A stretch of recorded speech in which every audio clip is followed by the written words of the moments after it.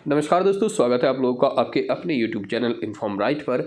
कल ही आरबीआई ने एक बैंक का लाइसेंस रद्द किया है। अगर आपका भी खाता इस बैंक में है तो आपको भी दिक्कत हो सकती है।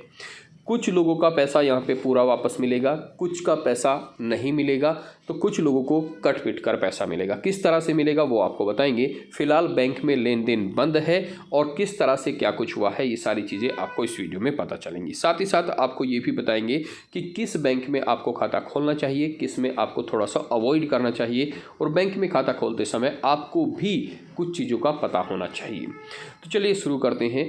कल आरबीआई ने एक बैंक को बंद किया है। इसमें से ये बताया गया सबसे पहले तो कि पहले ही कुछ दिन पहले ही जो deposit insurance and credit guarantee corporation होती है, इसे शॉर्ट फॉर्म में DICGC कहते हैं, इसने इनका लोन चुकाया है 200 कुछ करोड़ का।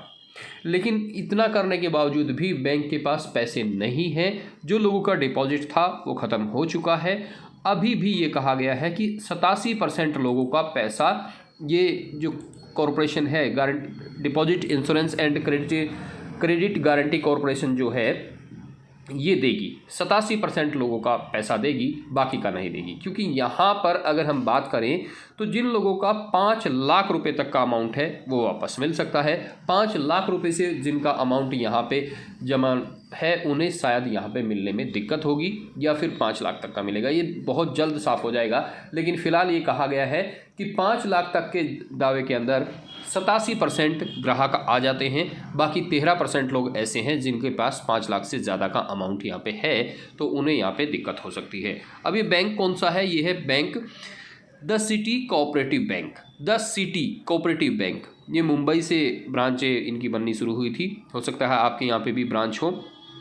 तो आरबीआई ने इसे बंद क्यों किया है? आरबीआई ने बंद किया है कि इसके पास ना तो फंड है, ना बिजनेस करने का कोई भी, ना आय करने का कोई भी स्रोत है कि अब ये किसी को लोन दे या किस तरह से करे। जब आप किसी बैंक में खाता खोलते हैं तो ये ज़रूर देखें कि वो बैंक कितना बड़ा है, उसकी कितनी ब्रांचें हैं। वो नया बैंक तो नहीं है। कई बार छोटे छोटे स्मॉल बैंक या कुछ भी किसी भी तरह के बैंक आते हैं और आपको 1%, आधा % के लालच में आप उनमें डिपॉजिट कर देते हैं। लेकिन हो सकता है कि आप उस आधे % के हिसाब से अपना पूरा का पूरा पैसा गंवा दें।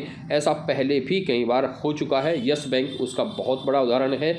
जब उसमें इसी तरह का काम हुआ था तो लोगों के पैसे डूब गए थे, धीरे धीरे निकलने शुरू हुए थे। किसी को 10,000, किसी को 20,000 इस तरह से मिल रहे थे।